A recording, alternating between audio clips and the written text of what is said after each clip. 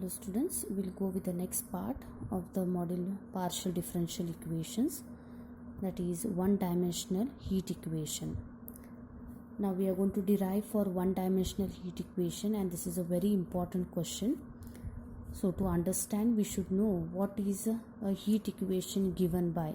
A heat equation is given by dou u by dou t is equals to c square into dou square u by dou x square. In shortcut, we can write this as ut is equals to c square u double x. Now to derive this equation, we have to know some basic things here. Now what we are going to talk in one dimensional heat equation is, one dimensional heat equation models the flow of heat in a rod that is insulated everywhere except at the two ends. Insulated means what? Here heat, whatever the boundary areas are there heat doesn't flows, so that is said to be what? Insulated. Okay, so with this concepts we are going to study for one dimensional heat equation. So under certain observations or under experiments, we have seen in respect of heat flow, okay, there are some laws being stated. The first law is heat flows from higher temperature to a lower temperature. As you have already, you might be observed, okay, heat flows from higher temperature to a lower temperature. So as the temperature increases, the flow of heat goes on increasing. Okay, the amount of heat in a body is proportional to its mass and temperature. If we have to know the heat flow in the body, we have to check with mass and temperature. The rate of heat flow across an area is proportional to the area and to the temperature gradient normal to the area, where the constant of proportionality K is called the thermal conductivity.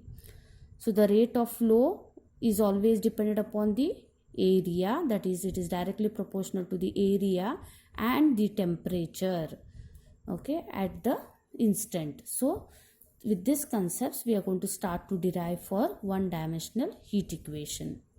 So to derive, I am considering a homogeneous bar of constant cross-sectional area A. This is a bar considered, okay. Its cross-sectional area is capital A.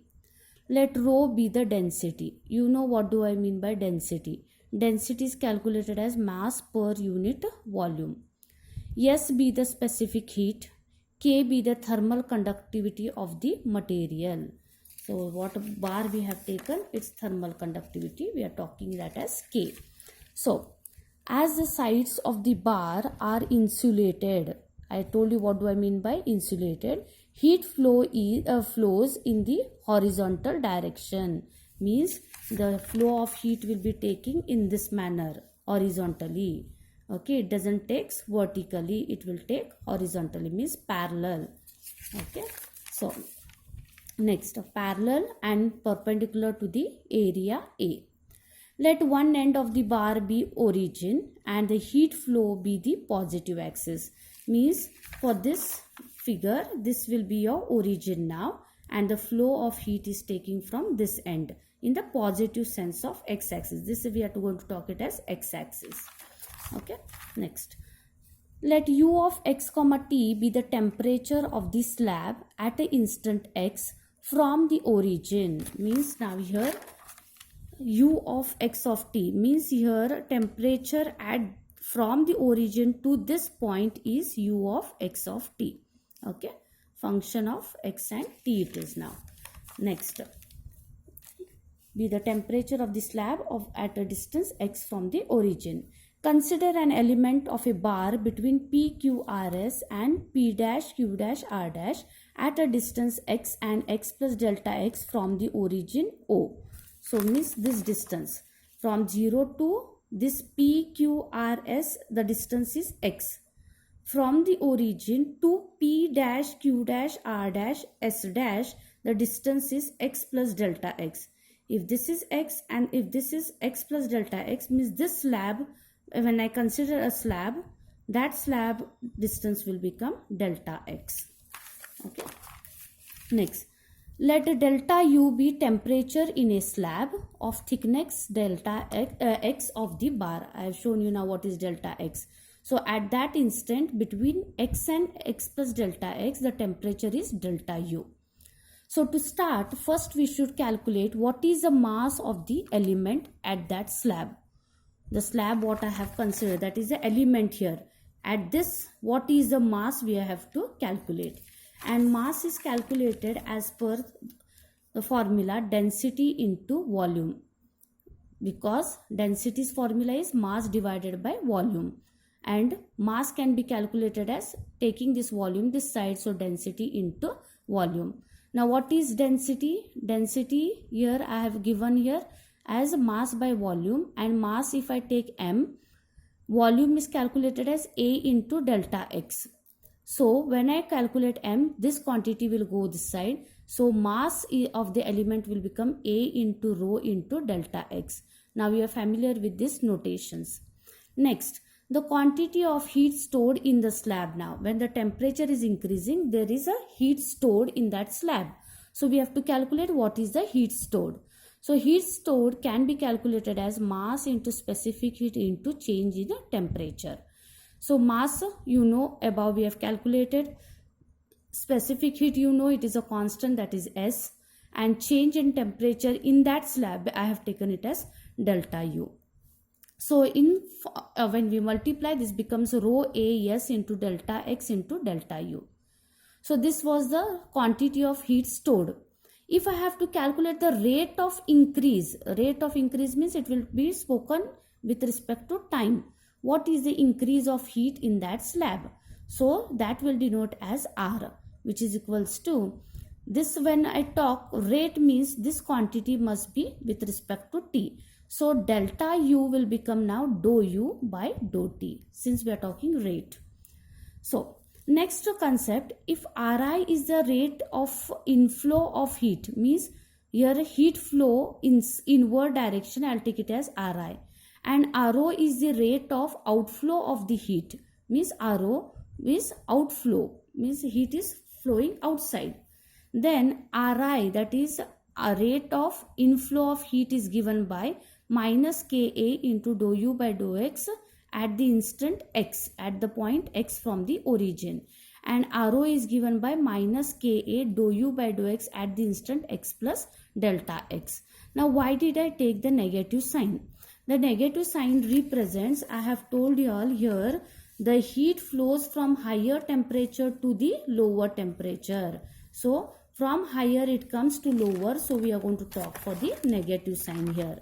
So I have written here what is the reason why I have taken negative sign. Therefore rate of increase of heat will be calculated as what? R is equals to Ri minus Rho. Already I have calculated what is rate of change of increase of heat in the previous expression here. So here I have calculated rate of increase of heat, that is R is equals to rho A S into delta X into dou U by dou T. And also we know that rate of increase of heat can also be calculated as R is equals to Ri minus Rho. Equating both now, Ri you know, Rho you know, substituting R. If you see here, minus of minus, it will become plus. So this quantity I'll write first and this quantity I'll write second. Ka is common in both, so take Ka common and write for these two quantities. This side, whatever the constant terms are there, shift over here by keeping only dou U by dou T. So dou U by dou T will come this side, A will get cancelled here, this A and this A will get cancelled, rho S and delta X will come in the denominator.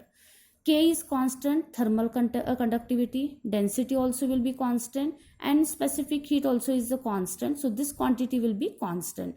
Now here if you see dou U by dou X at X plus delta X minus dou U by dou X at X upon delta X. Now this is the definition of, if you take limit as X, delta X tends to 0 on both sides, here there will be no change because this is varying, delta X is varying, but here there is no delta X, so dou U by dou T will remain as it is. This quantity is acting as a constant, so will remain as it is. Limit as delta X tends to 0, dou u by dou x at x plus delta x minus dou u by dou x at x divided by delta x is the definition of dou by dou x of this quantity. That is first principle in mathematics you all have studied in PUC 1. First principle definition, f dash of x can be calculated as dou by dou, that is f of x plus delta x minus f of x divided by delta x. Here limit as delta x tends to 0. So f of x plus delta x minus f of x upon delta x is always equals to f dash of x. So this is a function that is dou u by dou x at x plus delta x, means f is now dou u by dou x. So it will become dou by dou x, and it is with respect to x divided by delta x it is. So dou by dou x of dou u by dou x, and dou by dou x of dou u by dou x is dou square u by dou x square. And this I told you this is acting as a constant, so I'll represent this as c square. So this is ut, that is equals to c square u double x. So this is the derivation for heat, that is the one dimensional heat equation. So how to start for this is, we have to consider a bar. We have to consider a homogeneous bar of constant cross-sectional area A. You can write these all things in your own words. Let rho be the density, S be the specific heat, K be the thermal conductivity of the material, we have to say. Then next we have to say that consider the bar, okay, insulated outside, fully outside, and let the heat flow be in the horizontal direction. Then next you say that let one end of the bar be origin and heat flow be the positive x-axis. Let u of x of t be the temperature of the slab at a distance x from the origin. Then next you can go for let delta u be the temperature in a slab of thickness delta x of the bar. So define for mass of the element as density into volume. Write for this expression. Then define for quantity of heat stored in the slab element by this definition. Substitute the quantities, then calculate for rate of increase of heat. When we are talking for rate of increase of heat, only delta u will become now dou u by dou t. That you mark it as equation number 1. Next you go for define for Ri and Ro. Then take again from the definition, actual definition, you take it as rate of increase of heat is also given by R is equals to, mark this as equation number 2. So substituting all these quantities from the above, simplifying and taking the limit as delta x tends to 0, you will get your required one-dimensional heat equation. So if they ask you the question, I have written here how the question arises. Derive one-dimensional heat equation. So they may give you equation or they may not. Only they may say derive heat equation. So that time you have to proceed in this manner. Okay. So this is about the derivation of heat equation. Now we will go to the solution now. How is the question coming in the exam? Discuss the various possible solutions of one-dimensional heat equation. Now we have to discuss for the possible solutions. Derivation is different and solution is different. Just read the question correctly and attempt for the exam. So to find the solution, we have to consider the given heat equation. So once you get the heat equation, say let u is equals to capital X into T. Now what is capital X? Capital X is a function of small x and this capital T is a function of small t. So be the solution of the PDE. Means I am assuming this as a solution of this PDE. This isn't it? This is a PDE? Yes.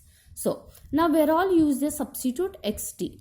So this becomes dou u by dou t of xt is equals to c square dou square by dou x square of xt. Now this is with respect to t, means x is acting as a constant, so remove it outside. So x into dou t by dou t is equals to, here t is acting as a constant because this is with respect to x. So c square t into dou square by dou x square x.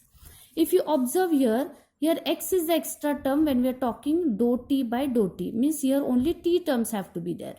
Here ct square is extra term because we want only x terms over here. So shift this term this side and shift this term down, means we are applying variable separable method over here. So 1 upon c square t dou t by dou t is equals to 1 upon x dou square x by dou x square. So this, if you see, this is a derivative with respect to one independent variable.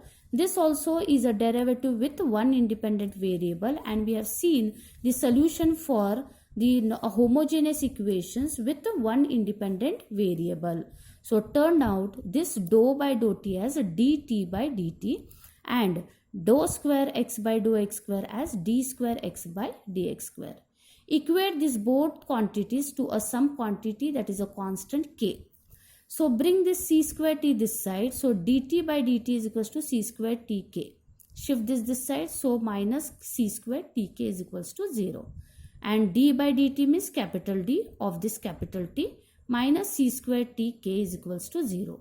T you take common. Now in place of y it is now t. So when I take t common, this is one equation. Similarly, d square x by dx square is equals to kx. Shift this x this side. So shift this kx this side. So d square x by dx square is minus kx equals to 0. Taking x common, you will get d square k into x minus is equals to 0. It is a homogeneous equation. So write for the auxiliary equations. So when we are writing for the auxiliary equations, here we get, before we write for the auxiliary equation, now we will start to discuss some k values. There are three possible cases. Once you take k is equals to 0, once you take k is equals to plus p square means positive quantity, and once you take k as negative quantity, that is minus p square. So when I take k is equals to 0, I will substitute in these two equations. What happens? 0 into anything is 0. So dt is remaining here. This is 0 means d square x is remaining. So I am getting this as this dt is equals to 0 and d square x equals to 0. Write for the auxiliary equation. So in place of d you change it as m. Do not take t. So m is equals to 0. So this is a real root which can be written as a solution as c1 e raised to 0t. Now why did I write 0t? Because this equation is with respect to small t. Means the solution must be in terms of capital T and small t. This equation is with respect to small x. So answer must be in terms of x, capital X and small x.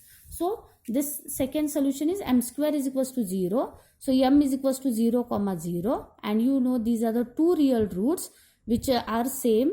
So we can write this as c2 plus c3x into e raised to 0x. So finally answer must be written as u is equals to xt. This into this. T is this and u is this. Is the solution of the PDE when k is equals to 0. Next case I will discuss k is equals to plus p square. So here in this equation substitute here k as p square. Here also p square. So what I will get here? So d minus c square p square into t is equals to 0. D square minus p square into x is equals to 0. Now write for the auxiliary equation. Don't take this t. D change to m. So m minus c square p square equals to 0. Shift this side. So m is equals to c square p square. So this is a real root which can be written as t is equals to, I told you the equation is in terms of capital T and small t, means solution must be in terms of capital T and small t. So here already I have used c1, c2, c3. So I will be using to differentiate only. I will be using c1 dash e raised to c square p square t. Similarly here m square minus p square is equals to 0 means m square is equals to p square. M is equals to plus or minus p means plus p minus p.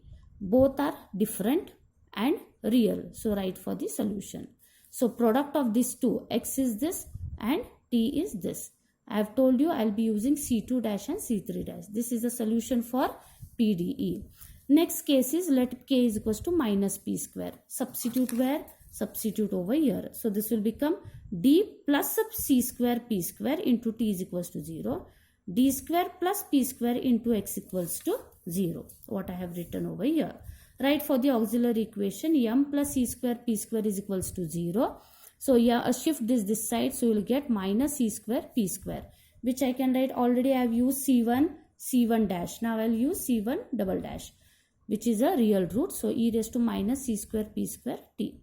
This is again m square is equals to minus p square, means it will become plus or minus pi, which is a imaginary root. And how to write the imaginary root I have told you. E raised to alpha x into c1 cos beta x plus c2 sin beta x. Now here alpha is 0, so beta is only p. So C2 double dash cos of px plus C3 double dash sin px. Writing for the final solution, u is equals to x into t, that is x is this and t is this.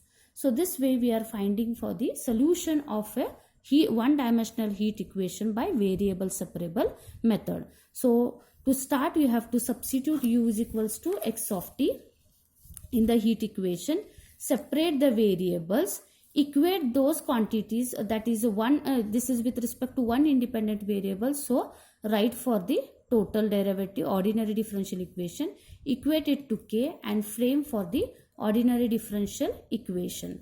Then discuss for the three cases. Once k is equals to 0, k is equals to plus p square and k is equals to minus p square. So that these are the solutions what we have discussed for one dimensional heat equation. Sure, one question out of this two, one is derivation or one is solution. You have to read the problem question correctly and go for the solving.